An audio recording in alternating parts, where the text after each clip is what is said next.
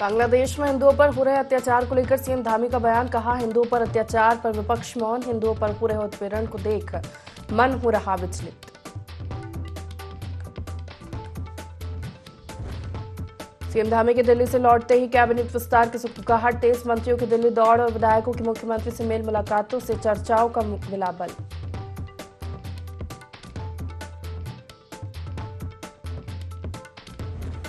Doon medical college में भीषण आग। मौके पर पहुंची फायर ब्रिगेड की टीम। आग बुझाने का प्रयास जारी।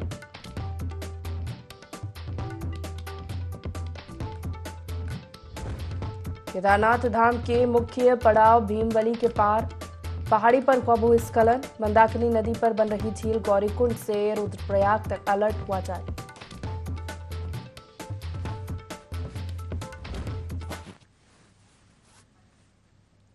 नमस्कार, बहुत स्वागत है आपका देवभूमि लाइव देख रहे हैं आप। मैं हूं आपके साथ प्रशिता शर्मा। बुलेटिन की शुरुआत करेंगे खास खबरों के साथ। बांग्लादेश में हिंदुओं पर हो रहे अत्याचार पर उत्तराखंड के मुख्यमंत्री पुष्कर सिंह धामी ने अपनी प्रतिक्रिया दी है। उन्होंने कहा कि बांग्लादेश से जो तस्वीरें आ रही हैं उसे देखकर मन व्यथित है। मैं ठीक से सो नहीं पा रहा हूं। और साथ ही उन्होंने कहा कि मुझे दुख है कि हमारे देश में जाति और धर्म को आधार बनाकर विभाजनकारी भावनाओं को पोषित करने वाले लोग विपक्ष बांग्लादेश में हिंदुओं पर हो रहे अत्याचार पर मौन है।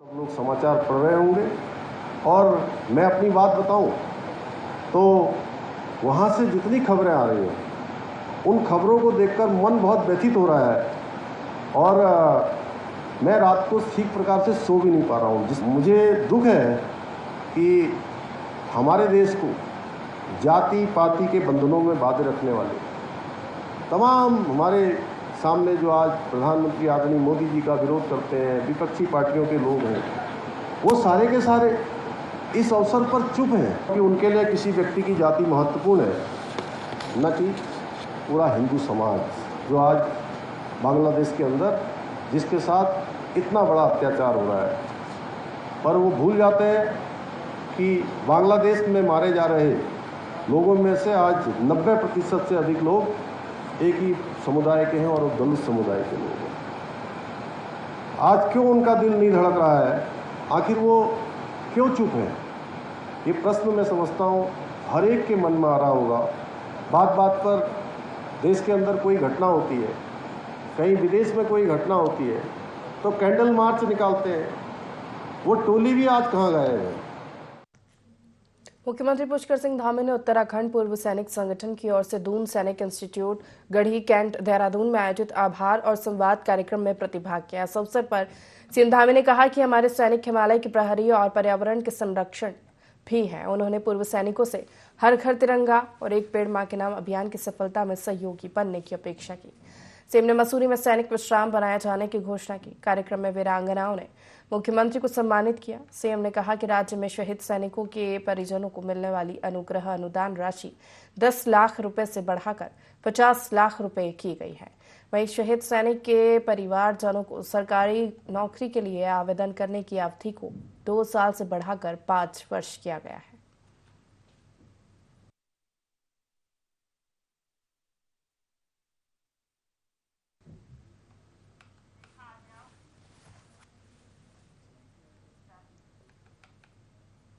हर घर तिरंगा अभियान के चलते कैबिनेट मंत्री रेखा आर्य के नेतृत्व में राजधानी देहरादून में तिरंगा यात्रा निकाली गई।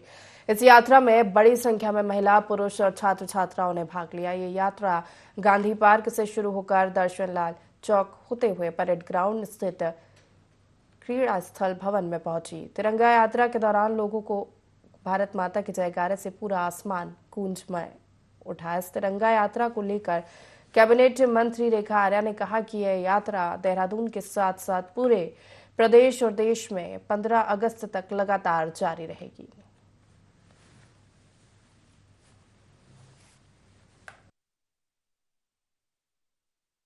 यात्रा देहरादून से लेके पूरे प्रदेश भर में और प्रदेश से लेके पूरे देश भर में 15 तारीख तक इसी प्रकार के युवाओं के द्वारा, महिलाओं के द्वारा, बच्चों के द्वारा, बुजुर्गों के द्वारा प्रदेश के प्रत्येक नागरिक जो है वह तिरंगा यात्रा निकालते हुए अपनी भावना जो तिरंगा के प्रति है उसको व्यक्त कर रहा है। निश्चित रूप से यह भावना देशभक्ति की भावना से ओतप्रोत है और जो सम्मान उसके प्रति रहना चाहिए, जो भाव हमारा रहना चाहिए वो हमेशा बरकरार रहे, इसको लेकर जो है ये सारा तिरंगा यात्रा।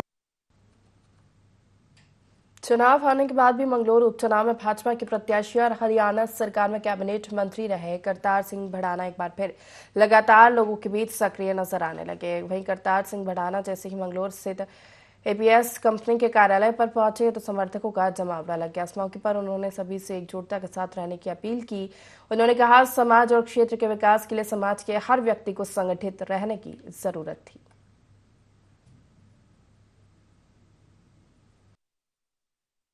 कोई लड़ाने की कोशिश करेगा भाई हमें तो वो संभालना है, बच्चों को अपने को समझाना है सबको कि भाई किसी की उसमें ना आए। जो हमने वादे किए वो तो हमें पूरे करने, जो हमने आप लोगों से वादे किए हैं आपके सामने किए, आप गवाह हैं कि भाई हम यही रहेंगे।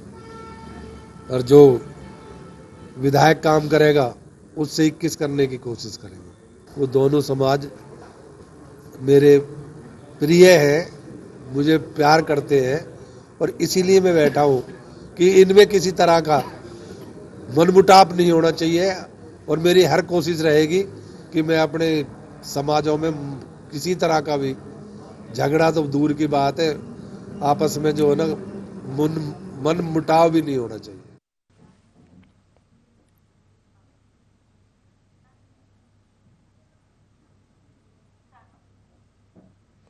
मुख्यमंत्री आवास में तीज त्योहार के अवसर पर सावन उत्सव कार्यक्रम का आयोजन हुआ। कार्यक्रम का शुभारंभ मुख्य अतिथि गुरमीत कौर और गीता धामी ने दीप प्रज्वलित कर किया। सावन उत्सव कार्यक्रम में तीज पर आधारित सांस्कृतिक कार्यक्रमों का आयोजन हुआ जिसमें उत्तराखंड के लोकगीत, लोक नृत्य शामिल रहे। कार्यक्रम में गीता धामी ने सभी मेहमानों को पौधा भेंट कर पर्यावरण संरक्षण का संदेश दिया। सावन उत्सव कार्यक्रम में तीज क्वीन प्रतियोगिता का आयोजन भी किया गया जिसमें महिलाओं ने बढ़ चढ़कर हिस्सा लिया।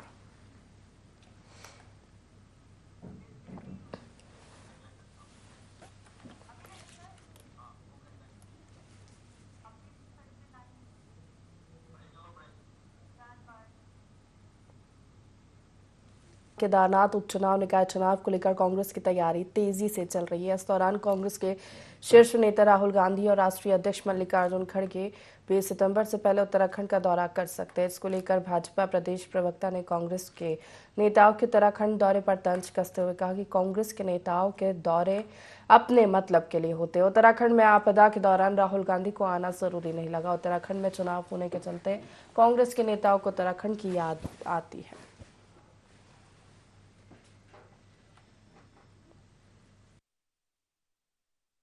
दौरे ये अपने मतलब से करते हैं। जब उत्तराखंड में इतनी भारी आपदा आई तब तो यहाँ पर बिल्कुल भी आना उनको जरूरी नहीं लगा और जब कोई जरूरत होती है उत्तराखंड में कि हाँ आना चाहिए, कुछ मदद करनी चाहिए, तब ये अपना हाथ पीछे खींच लेते हैं।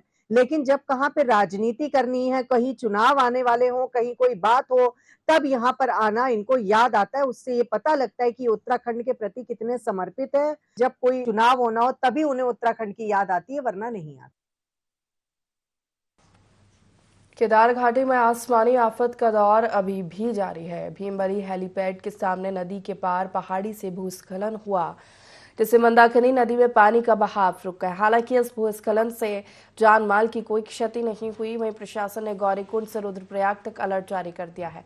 नदी किनारे रह रहे लोगों से अपील की है कि कोई भी व्यक्ति नदी की तरफ ना जाए और सतर्क रहे।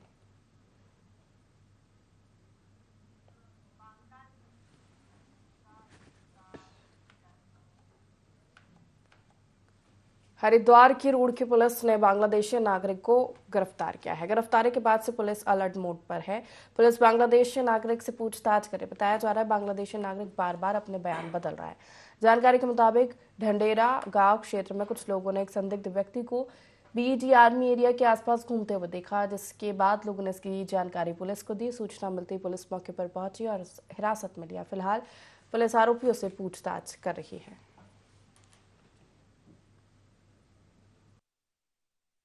पौड़ी क्षेत्र अंतर्गत बीजी आर्मी एरिया के पास एक संदिग्ध व्यक्ति के दिखने की सूचना मिली, जिस सूचना पर उसे हिरासत में लेकर उससे पूछताछ करने की कोशिश की गई तो वो केवल बांग्ला भाषा भाषी था और बांग्लादेश का होना बता रहा था।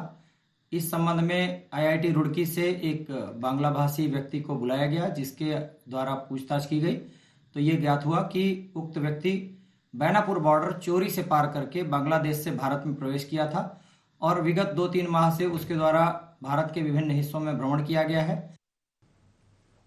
खबर उत्तरकाशी से है, जहां यमुनोत्री राष्ट्रीय राजमार्ग पर ओरछा बैंड के पास अचानक पत्थर आने के कारण 4 पहिया वाहन क्षतिग्रस्त हो गया। वाहन में 3 लोग सवार थे, जिसमें से 2 लोग घायल हो गए। एक वाहन चालक जो कि गाड़ी के अंदर ही फंसा हुआ है। एम्बुलेंस, SCRF, पुलिस, राजस्व टीम, तहसीलदार बड़कोट की टीम रेस्क्यू कर रही है।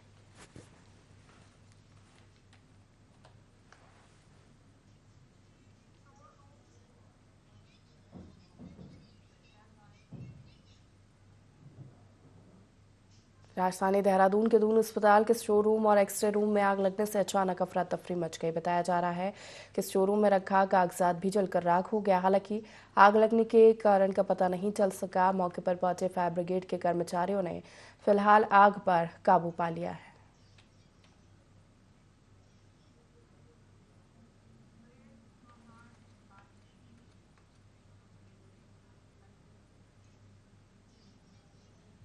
सीमांत जनपद उत्तरकाशी प्राकृतिक आपदाओं की दृष्टि से बहुत संवेदनशील है और इसी बारिश में यहां बड़ा नुकसान भी हुआ है। आपदाओं के बीच 4 धाम यात्रा भी चल रही है। ऐसे में जिला प्रशासन और जनप्रतिनिधियों के सामने हमेशा लोगों को सुरक्षित रखने की चुनौती खड़ी रहती है। ऐसे में क्या तैयारी है प्रशासन की, इसी मुद्दे पर विधायक गंगोत्री विधानसभा सुरेश चौहान से खास बातचीत की संवाददाता दीपक नौटियाल ने।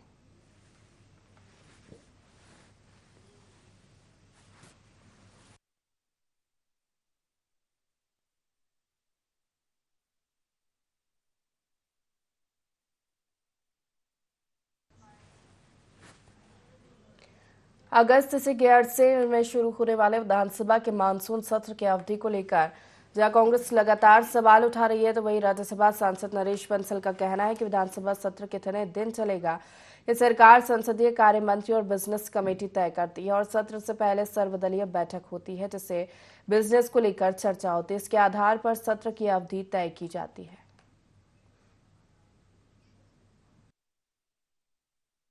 नहीं, सरकार के पास हर सवाल का जवाब होता है। विभाग से संबंधित सवाल होते हैं और विभागीय मंत्री हर सवाल का जवाब देते हैं। लेकिन विधानसभा कितने दिन चलेगी ये बिजनेस एडवाइजरी कमेटी में और सरकार के द्वारा, संसदीय कार्य मंत्री के द्वारा बैठ करके जो बिजनेस आना होता है उसके आधार पर तय होता है।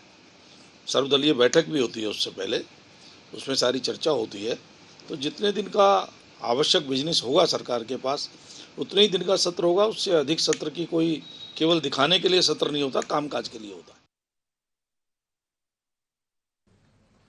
थराली ग्वालदम राष्ट्रीय राजमार्ग पर लोल्टी के पास नागोली में खुली अंग्रेजी शराब के उप दुकान का स्थानीय महिलाओं ने विरोध करना शुरू कर दिया। सुबह से ही महिलाओं ने शराब की दुकान के आगे स्थानीय जनप्रतिनिधियों और सरकार समेत आबकारी विभाग के खिलाफ नारेबाजी शुरू कर दी।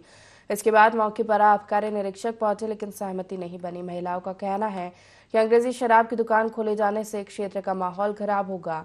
यहाँ से लोल्टी इंटर कॉलेज और महाविद्यालय तलवारी नजदीक है। ऐसे में शराब की दुकान खोलने से इसका असर स्कूली बच्चों पर भी पड़ेगा।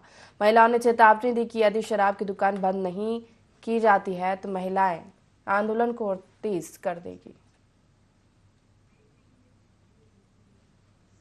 मुख्यमंत्री पुष्कर सिंह धामी समेत कई दिग्गजों की दिल्ली में हो रही केंद्रीय मंत्रियों के साथ मुलाकात और उत्तराखंड में राजनीतिक माहौल गर्म है। जहां एक तरफ लगातार हो रही इन मुलाकातों पर विपक्ष सरकार को घेर रहा है, तो वहीं भाजपा प्रदेश महामंत्री आदित्य कोठारी का कहना है कि सीएम धामी राज्य के हित और विकास के लिए बेहतर कार्य कर रहे हैं। आपदा कंट्रोल को जिस गंभीरता से सीएम ने मैनेज किया और जनता के बारे में सोचा, यही वजह है कि सीएम धामी पीएम मोदी और गृह मंत्री का दिल जीत गए। उत्तराखंड के मुख्यमंत्री आदरणीय पुष्कर सिंह धामी जी बहुत अच्छा काम कर रहे हैं। आपदा प्रबंधन जिस त्वरित गति से और जिस गंभीरता के साथ में उन्होंने इसका मैनेजमेंट किया है और इसी के साथ में उत्तराखंड के विकास के लिए जिस तरह से वो दिन रात एक करके मेहनत कर रहे हैं, प्रधानमंत्री जी का भरोसा जीते हुए हैं, गृह मंत्री जी का भरोसा जीते हुए हैं और राज्य के हर कोने पर कहीं पर भी किसी तरह की आवश्यकता है तो 24 घंटे मुख्यमंत्री जी उपलब्ध हैं। जहाँ तक राज्य सरकार के मंत्रियों का केंद्रीय नेताओं से मिलने का सवाल है तो राज्य के बहुत सारे प्रोजेक्ट्स हैं, उनकी स्वीकृति के लिए, राज्य के विकास के लिए हमारे सभी मंत्री निरंतर दिल्ली जाते रहते हैं। थराली ग्वालदम राष्ट्रीय राजमार्ग पर नागोली में शराब की दुकान का स्थानीय महिलाओं ने विरोध किया है। महिलाओं का कहना है अंग्रेजी शराब की दुकान खोले जाने से क्षेत्र का माहौल खराब होगा, स्कूली बच्चों पर भी असर पड़ेगा। महिलाओं ने चेतावनी दी, यदि शराब की दुकान बंद नहीं की जाती है, महिलाएं आंदोलन को तेज कर दी है। विरोध की सूचना मिलने पर पुलिस जिला आबकारी अधिकारी मौके पर पहुंचे, शराब दुकान बंद करने का आश्वासन दिया।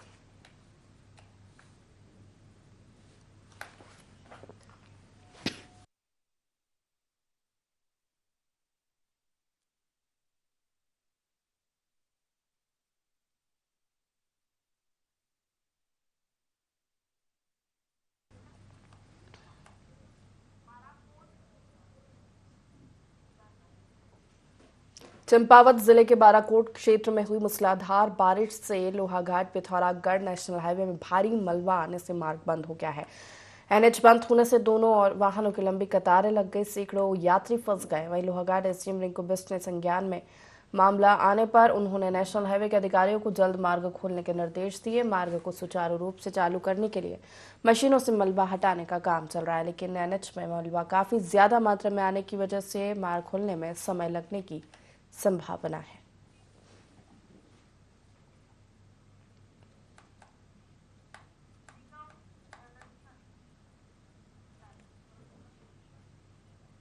डोईवाला के धर्मचूक खैरी रोड तिराहे पर पेयजल निगम की पाइपलाइन टूटने के कारण ग्रामीणों के सामने पीने के पानी का संकट गहराता जा रहा है। बता दें, पहले इस क्षेत्र में पेयजल सप्लाई जल संस्थान के द्वारा की जाती थी, लेकिन कुछ समय से पेयजल निगम पानी सप्लाई कर रहा है। वहीं अब पानी का मिल पाने के कारण ग्रामीणों में आक्रोश बढ़ता जा रहा है। आक्रोशित ग्रामीणों ने पानी की समस्या के निराकरण की मांग को लेकर पेयजल निगम के अधिकारियों के खिलाफ खैरी मार्ग पर जोरदार प्रदर्शन किया।